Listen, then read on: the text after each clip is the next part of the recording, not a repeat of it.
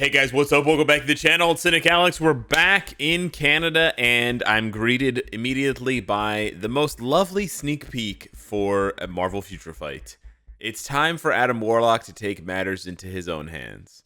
And I couldn't reply with anything else more eloquent than, well, shit. Yeah.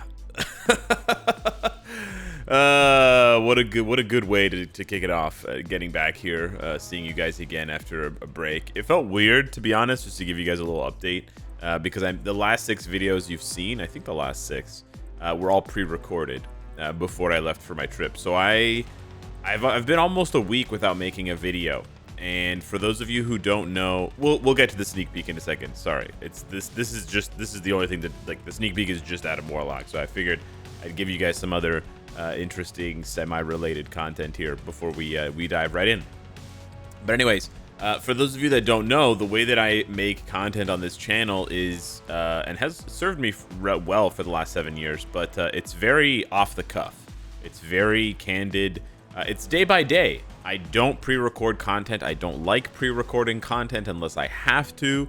And I like sort of waking up with the challenge every day of, hey, like, okay, I'm making new content.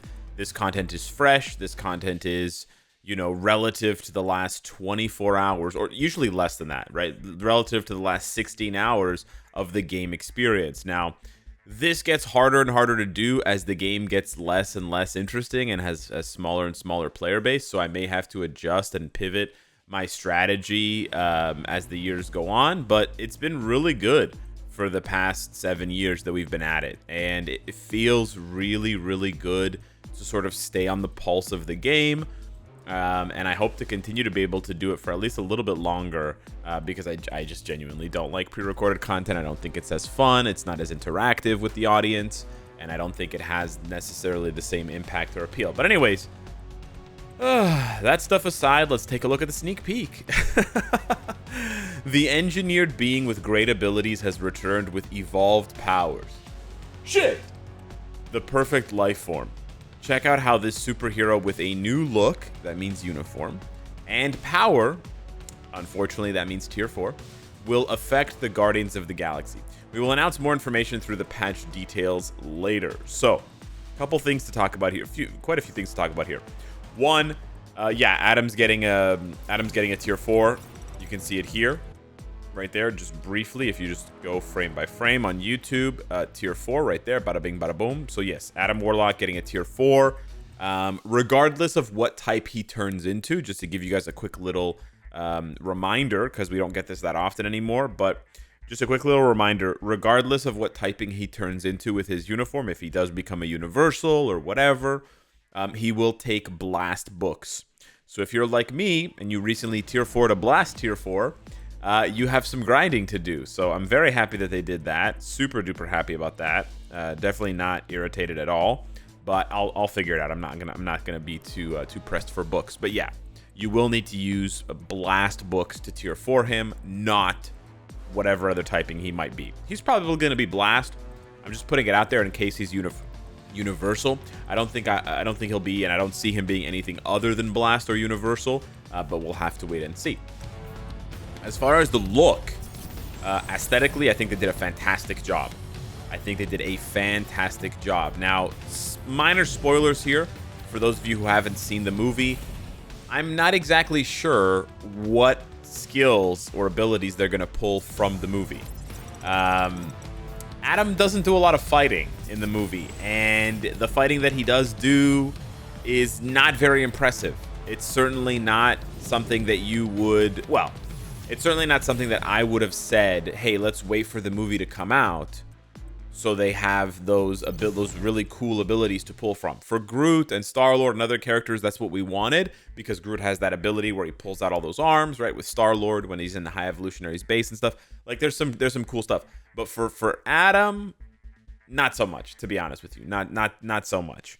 And we'll talk about some other characters later who had much better, cooler looking attacks in the movie that have been completely left behind for this update. Assuming this is the last Guardians update, which I think it is. I don't think they've ever done more than three of a single update in a row, but hey, who knows with Marvel Future Fight. So yeah, I'm not really sure how they're going to make him look cool from the movie. However, it doesn't really matter. He already has really cool looking skills in the game. They can do it again. They did it once. As far as the way his character looks, a lot of people said, and sort of accurately, that he looks like a combination of Will Poulter, the actor that plays him, and the comic look of Adam. They sort of melded the two together. The move, like the costume itself, is straight out of the movie, which is awesome, and it's got the little skull thing here. But I think I'm just talking strictly about the face.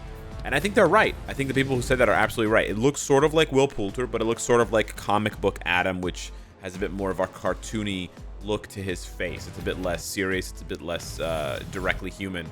I think it looks good. I think he looks really good aesthetically. We'll have to see how the skills play out.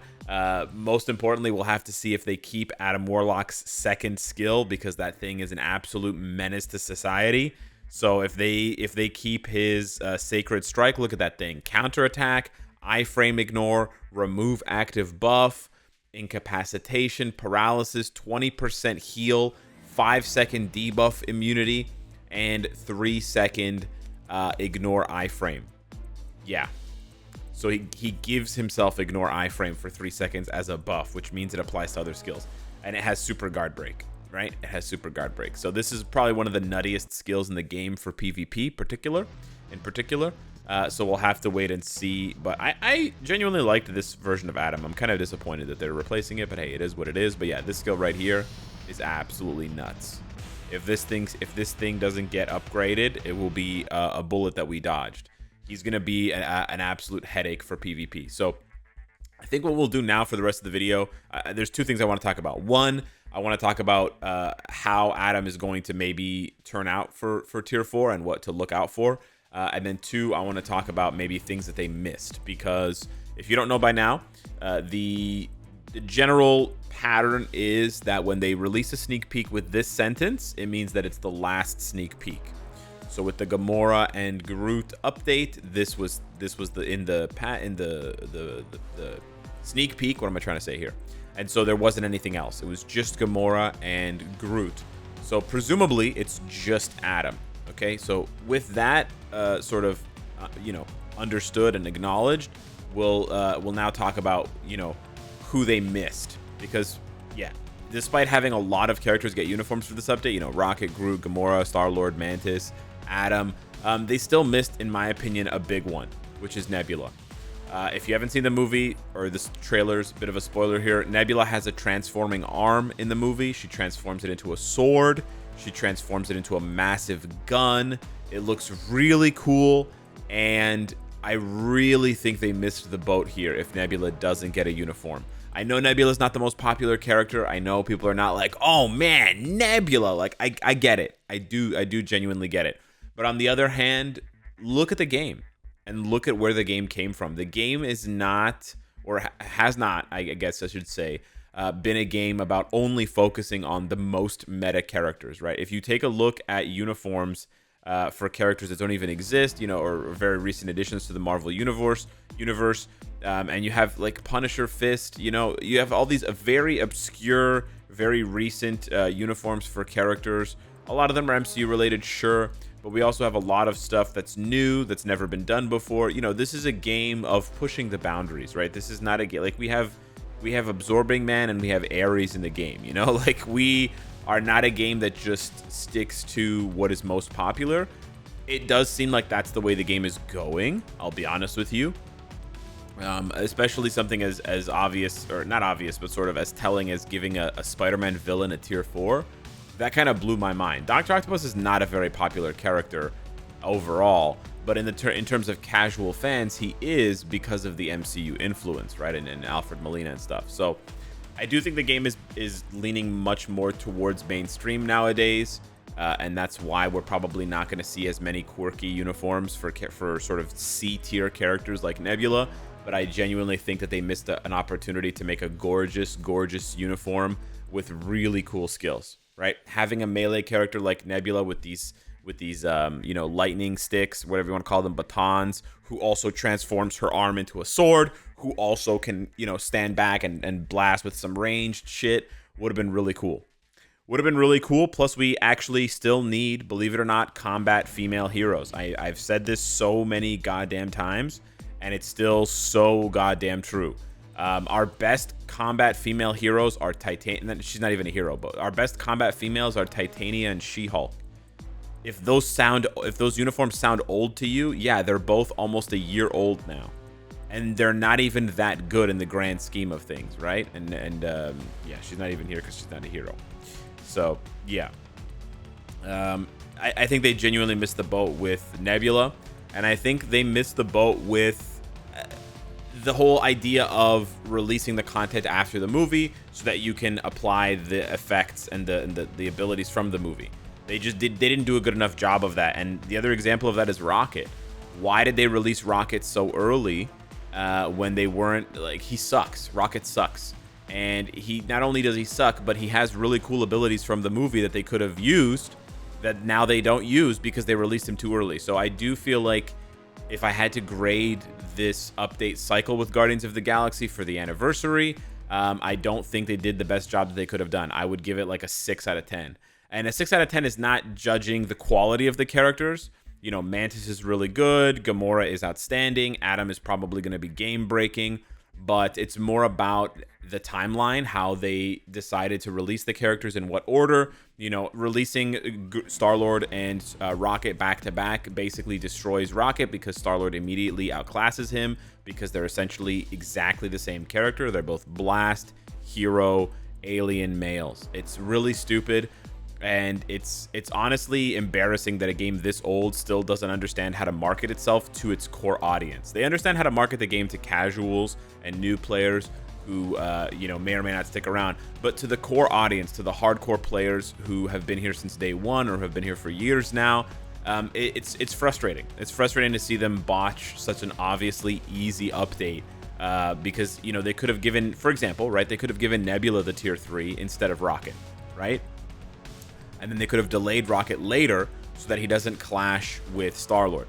I understand that they had an issue and they had a difficulty here where they have 3 blast male hero aliens that they have to juggle, Star-Lord, Rocket, and Adam. I understand that. So I think that their first impression and their first decision, oh, he's not alien, he's creature, excuse me. But I think their first idea was, okay, we have these 2 tier 4s that are blast. We have Star-Lord and Adam. Let's put them as far away as possible from each other. That makes sense. That decision was good. Every other decision in between, in my opinion, was bad to mediocre. So yeah, and I feel for Rocket fans. I feel for Nebula fans. I feel like they got a raw deal. I think, if anything, Rocket fans should be more frustrated because they paid for the uniform, and he kind of just sucks, man. He kind of just sucks. But it is what it is. If they're not going to buff him, they're not going to buff him. I think the devs should just stay away from Guardians of the Galaxy updates from now on, to be honest. They never do them well. It's like a running gag that they just suck at doing Guardians of the Galaxy updates. So it is what it is. As far as how dangerous Adam is going to be, I don't want to take too much time in the video to like doomsay this. You know, I don't want to be too negative, but Adam is going to be a real problem. I'll say it right now. He's going to be a real problem. And mainly, he's going to be a real problem because of how his artifact works and how all artifacts works. Because artifacts scale based on your instinct.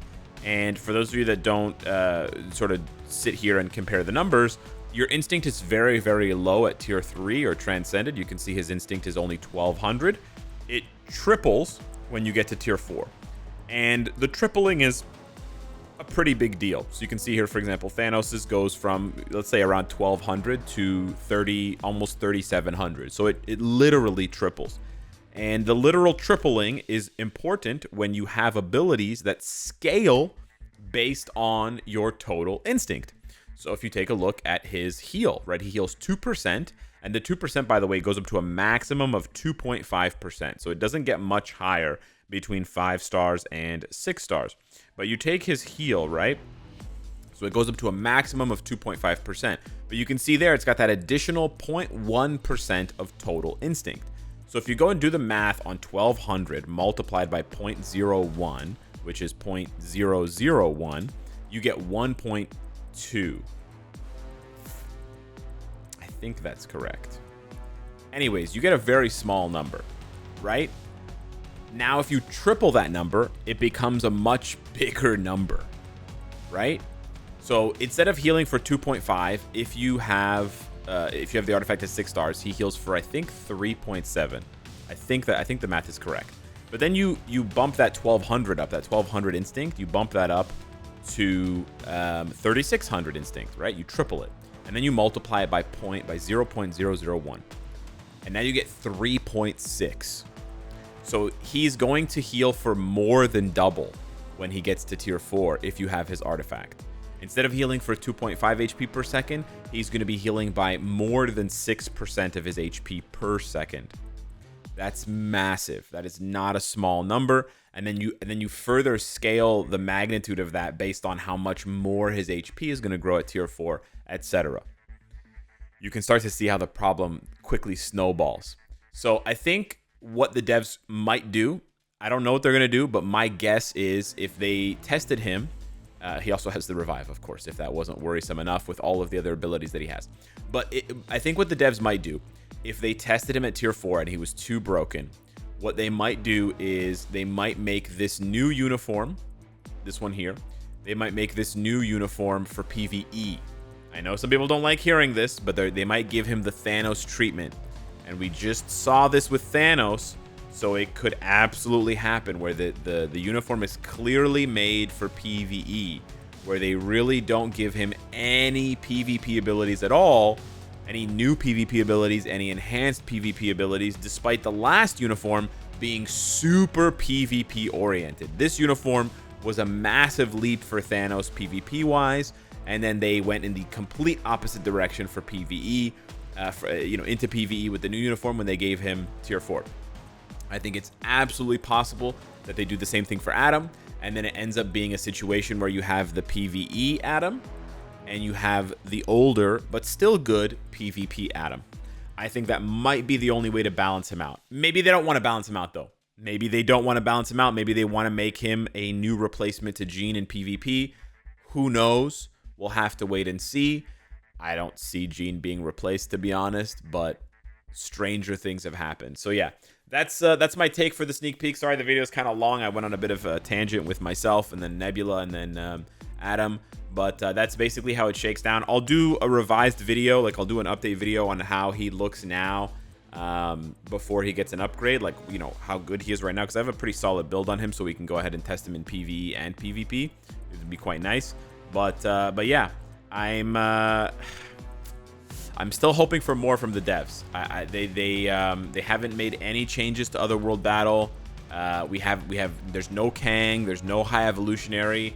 I'm a little bit disappointed with the anniversary this year. I gotta be honest. The rewards were great, the events were good, but I feel like the updates have been short of the mark. Definitely short of the mark. And I think the game is making more money than it used to make, which leads me to believe that they're just kind of being greedy at this point, which I really don't like. Get some more, like hire back some more devs, you know, shift some more devs around, you know, relocate some devs from other games that maybe aren't doing so well.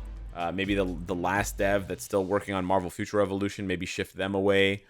MFF deserves a little bit better than it's getting right now, I think. I think the fans have been loyal. I think the fans have been supportive. And I think the game deserves a bit more than it's getting right now. You know, I don't think the game is in a bad state per se, but I think they're coasting just a little bit too much, that it's becoming noticeable to the fans, and that's no good. That's a big no-no. So yeah, hit me up in the comments down below. Glad to be back. Thanks so much for watching. Smash the like button. It helps out the channel tremendously, and I'll see you in the next one. Take care.